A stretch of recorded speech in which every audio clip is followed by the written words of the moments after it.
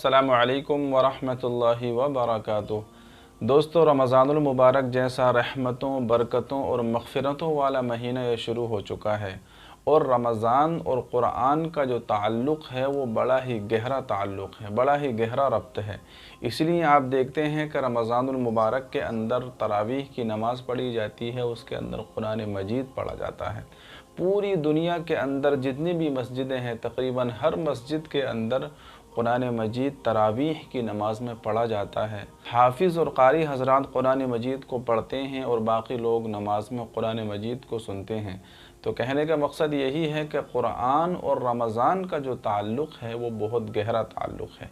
इसलिए हमको भी चाहिए कि हम भी रमज़ानुल मुबारक के अंदर कुरान मजीद ज़्यादा से ज़्यादा पढ़ा करें, ज़्यादा से ज़्यादा उसकी तिलावत किया करें।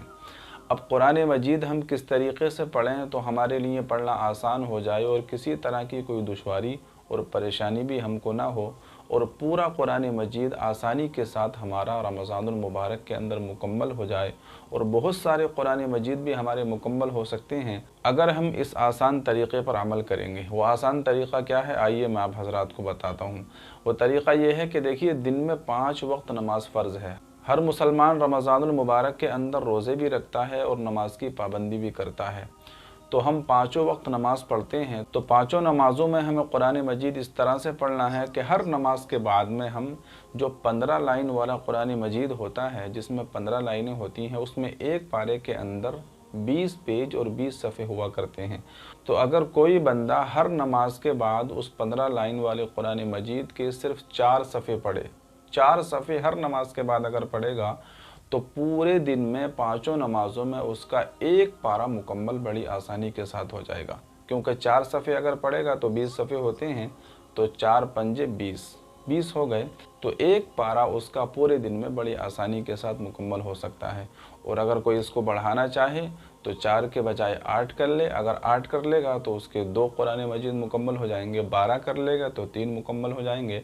तो कहने का मकसद यही है कि जितने उसको बढ़ाता चले जाएगा, आसानी के साथ उसका कुरान मजीद इस रमज़ानुल मुबारक के अंदर मुकम्मल हो सकता है। लेकिन याद रखिए कि अल्लाह तबारक व तआला के यहाँ क्वालिटी को देखा जाता है, क्वांटिटी को नहीं देखा जाता। यानी ये देखा जाता है कि हमने कुरान मजीद किस तरीक़े से पढ़ा है, किस अदायगी के साथ पढ़ा है। इसलिए चाहें आप पूरे रमज़ानुल मुबारक के अंदर सिर्फ एक ही कुरान मजीद पढ़िए, लेकिन उसको अच्छा पढ़िए, सही अदायगी के साथ पढ़िए। आपके अल्फाज सही निकल रहे हों, आपकी अदायगी सही हो रही हो, आप क़िरात के साथ कुरान मजीद को पढ़ रहे हों। ऐसा ना हो कि कहीं आपने 4, 5, 10, 12, 15 कुरान मजीद मुकम्मल कर दिए, लेकिन उसको जल्दी जल्दी पढ़ा, आपकी अदायगी भी सही नहीं, आपके अल्फाज भी सही नहीं निकल रहे, आपके अल्फाज कट रहे हैं, आप तजवीद के साथ कुरान मजीद नहीं पढ़ रहे, तो फिर दोस्तों ऐसे कुरान मजीद का अल्लाह तबारक व तआला के यहाँ कोई भी एतबार नहीं है, बल्कि और उल्टा ये मुँह पर मार दिया जाएगा, हमारे लिए वबाल जान हो जाएगा। इसलिए कुरान मजीद पढ़ें, हम सही पढ़ें, चाहे एक ही पारा दिन में पढ़ें, पूरे रमज़ान में एक ही कुरान मजीद पढ़ें, लेकिन उसको सही अदायगी के साथ ठहर ठहर कर और तजवीद के साथ पढ़ना चाहिए।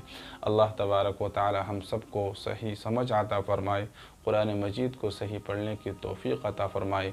इस रमज़ानुल मुबारक को हमारे लिए रहमतों, बरकतों और मग़फ़िरतों का ज़रिया बनाए। अस्सलामु अलैकुम व रहमतुल्लाहि व बरकातुहू।